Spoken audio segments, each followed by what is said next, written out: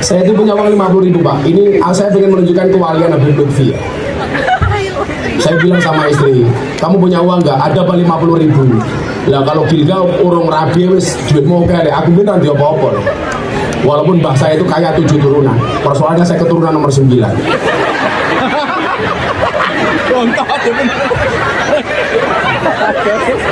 Saya bawa uang 50.000 tak minta. Istri saya bilang, bah ini untuk beli susu anak loh. Kok untuk pergian menengok. Ini dungane wali, abah tak sowan. Saya bawa uang 50.000 ngebis Pak ke Solo sampai ke Pekalongan, ngebis Pak. Sampai sana saya itu tinggal sisa uang 10.000. Salam tempel ke Abah Lutfi 10.000. Juragane teko. Akhirnya malam itu saya pulang dapat barengan orang yang sowan dari Jogja ke Pekalongan. Saya pulang malam, anak saya nangis. Kenapa? Karena istri saya nggak beliin susu. Akhirnya apa terjadi malam itu? Subhanallah, saya rebutan susu sama anak saya. Susu sak gelas. Habib Lutfi, dongaknya saya seperti itu.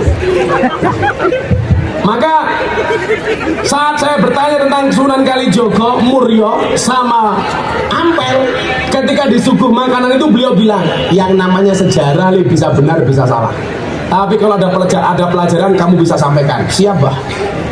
Pertemuan itu Pak Bupati Mbak Caca hanya dikasih satu suguhan. Itu pasti kekandelmen kayak gitu. Ikhlas apa ora aja gitu. Makasih Mbak Caca. Ini ada anggur, ada apel. Mbak pilih anggur apa apel? Anggur, itulah salahnya cewek. Anggur memang lebih mahal dibandingkan apel. Tapi cewek harusnya milih apel dibandingkan anggur. Kenapa? Cewek lebih suka di apelin, nggak suka di anggurin. Ada satu hidangan disuguhkan kepada mereka. Kanjeng Sunan Kalijogo 1, Kanjeng Ampel 1, Kanjeng Muryo 1. Makanan satu ini menurut 3 wali ini berbeda-beda. Menurut Sunan Kalijogo, nama makanan itu adalah dadar gulung. Nyuwun sewu. Menurut Kanjeng Sunan Kalijogo, nama makanan itu adalah Satrio Munjung. Menurut Sunan Muryo, makanan itu namanya dadar gulung. Menurut Kanjeng Sunan Ampel, makanan itu namanya enten-enten. Kanjeng Sunan Kalijogo sama Muryo nggak saya bahas, karena saya pengen fokus kepada ajal. Kanjeng Sunan Ampel ditanya, Kanjeng Sunan, nggih kula. Punapa panjenengan mastani daharan menika enten-enten? Kenapa Anda mengatakan makanan itu dengan nama enten-enten? Dijawab kali Kanjeng Sunan Ampel, enten-enten itu artinya ajal. Fa idza jaa ajaluhum. Menurut Kanjeng Sunan Ampel, ajal itu artinya bukan kematian, tapi titi wanci. Titi wanci ini bahasa Indonesianya apa ya? Apa Mas Yuda? Titi wanci ini bahasa Indonesianya apa?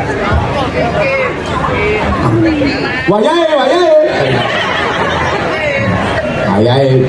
Sudah saatnya. Jadi sesuatu itu mohon maaf, kalau belum datang ajalnya, belum datang saatnya, tidak bisa dipaksakan maupun diuntukkan. Lah ajal itu apa saja? Tidak hanya kematian, tapi juga jodoh, pangkat, rizki, jabatan. Kalau belum saatnya, nggak bisa. Tapi kalau sudah saatnya, tidak ada yang bisa menolak. Contoh, Mas Hilga nyanyi dari tahun 2018. Betul? 2017. Kayak ngopo meneh.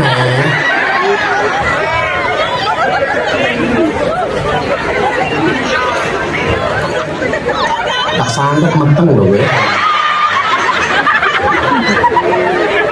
Mas Hilga ini nyanyi dari 2017. Mau dipaksakan kayak apa kalau belum jatuhnya viral? Ya nggak viral. Tapi kalau sudah Allah takdirkan ajalnya datang, ya viral. Nggak ada yang bisa menolak.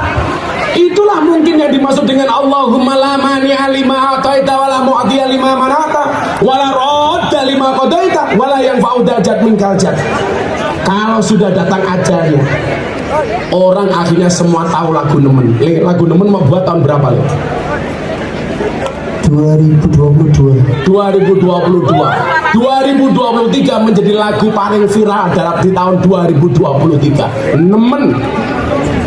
Ini menunjukkan apa? Kalau Allah sudah mentakdirkan ajalnya datang, mau rezeki sama aja. Saya itu jadi kepala cabang Primagama di Jakarta, orang suge-suge. Saya cuma ngontrak ukuran 3x4 di atas, nggak ada AC. Istri saya hamil tua, saya naik, istri saya wajahnya merah semua. Saya ewangi ngalor ngidul kerja. Kalau Allah belum takdirkan, dia sugih. Makanya saya bilang apa? Orang sugih itu pawaan, seperti orang gemuk atau kurus itu pawaan. Ada kalanya orang makannya banyak tetap kurus, ada kalanya makannya sedikit tapi gemuk. Kalau orang makannya banyak tetap kurus, itu dua kemungkinan, anugerah atau azab. Mas Gita makannya banyak apa sedikit? Oh banyak, kurus, azab. Santai wae, kasih lemu-lemu santai aja. Kamu di dasar kamu gemuk, kamu jawab sorry, saya gemuk karena makan nasi. Daripada kamu kurus makan nasi. Pak Dandim gemuk ya Pak. Pak Dandim jangan gemuk-gemuk. Biasa aja Pak Dandim. Sebenarnya nggak gemuk sih, karena ada teori yang mengatakan 100 kg di bumi sama dengan 30 kg di Mars. Itu artinya Pak Dandim nggak gemuk, hanya salah planet.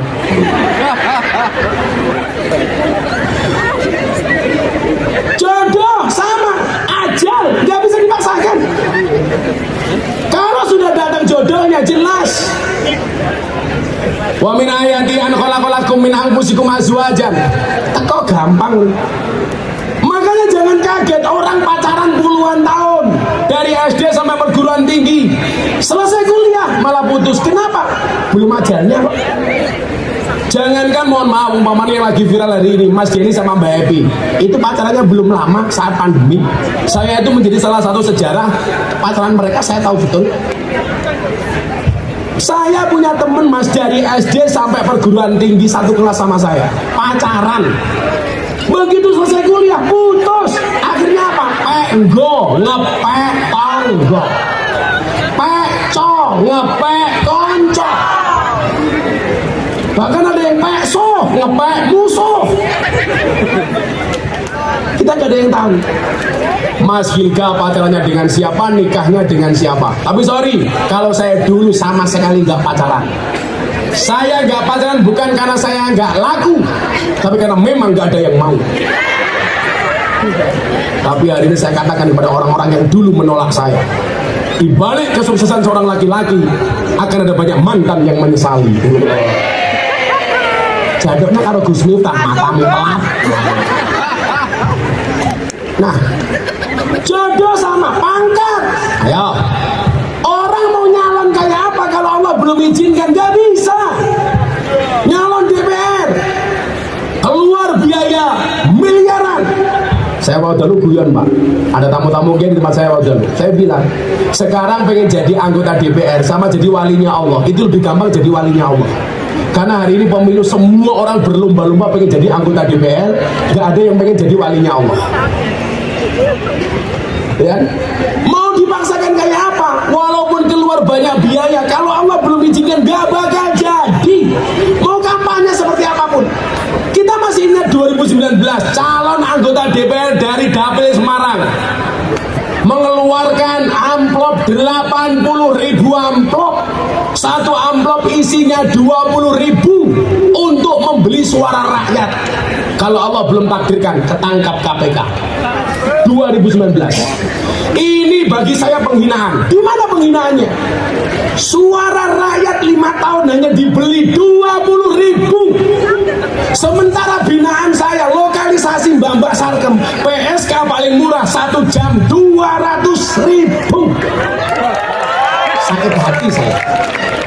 PSK 1 jam 200.000, suara rakyat 5 tahun dibeli 20.000. Berarti lebih mahal.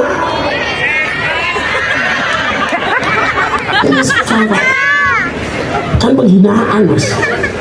Harusnya kalau mau dipilih jualannya prestasi bukan sensasi. Besok kok Pak Bupati nyalon lagi, yang dilihat rekam jejaknya, prestasinya, bukan amplopnya. Kita itu kadang-kadang kalau dikasih tahu kayak apapun, ar-rosi wal murtasi finnar, halah, suara nyambung. Yang disuap dan menyuap sama-sama di neraka. Sing nyogok karo sing disogok podo-podo ning neraka. Tak tanya sama ibu-ibu Kendal, kalian pilih mana, nyogok apa disogok? Malah sogok-sogokan.